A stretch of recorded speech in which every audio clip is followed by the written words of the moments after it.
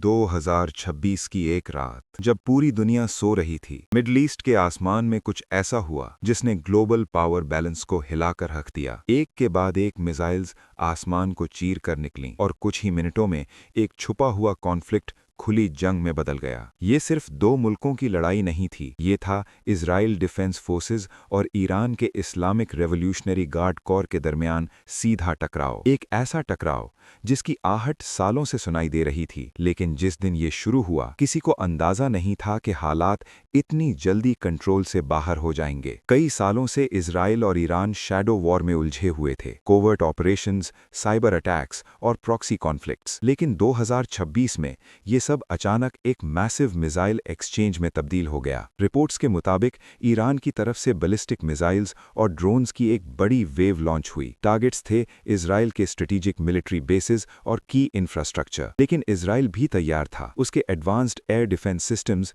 जैसे आयरन डोम और arrow missiles फौरन एक्टिवेट हो गए। आसमान में ही कई मिसाइल्स इंटरसेप्ट कर लिए गए, लेकिन कुछ हमले ऐसे भी थे जो डिफेंसेस को बाईपास कर गए और यहीं से सिचुएशन डेंजरसली एस्केलेट होने लगी। हर मिसाइल स्ट्राइक के साथ टेंशन सिर्फ बैटलफील्ड तक महदूद नहीं रही, पूरे मिडल ईस्ट में पैनिक फैल गया। गल्फ कंट्रीज अलर्ट पर आ गईं, ऑयल फैसिलिटीज को हाई रिस्क डिक्लेयर कर दिया गया, क्योंकि अगर ये कॉन्फ्लिक्ट फैलता तो सबसे बड़ा असर ग्लोबल ऑयल सप्लाई पर पड़ता।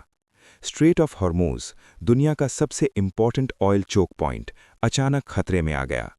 एक्सपर्ट्स वार्न करने लगे कि अगर ये रूट बंद हुआ तो पूरी दुनिया में फ्यूल क्राइसिस आ सकता है, इकोनॉमीज कोलैप्स के करीब पहुंच सकती हैं। इस दरमियान इंटरनेशनल पावर्स भी इस कॉन्फ्लिक्ट में इनडायरेक्ट तौर पर खिंचने लगीं। यूनाइटेड स्टेट्स ने इजराइल के सपोर्ट में नेवल फोर्सेस डिप्लॉय कर दी, जबकि ईरान ने वार्निंग दी कि अगर एक्सटर्नल इंटरवेंशन हुआ तो जवाब और भी ज्यादा खतरनाक होगा।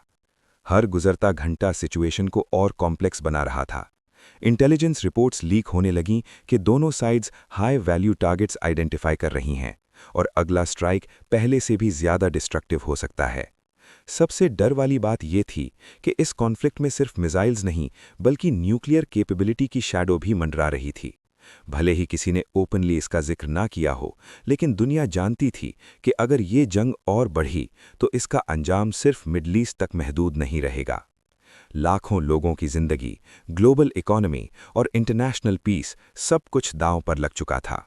और फिर एक सवाल पूरी दुनिया के सामने खड़ा हो गया, क्या ये सिर्फ एक और रीजनल कॉन्फ्लिक्ट है या फिर एक ऐसी चिंगारी जो पूरी दुनिया को एक बड़ी जंग की आग में झोंक सकती है?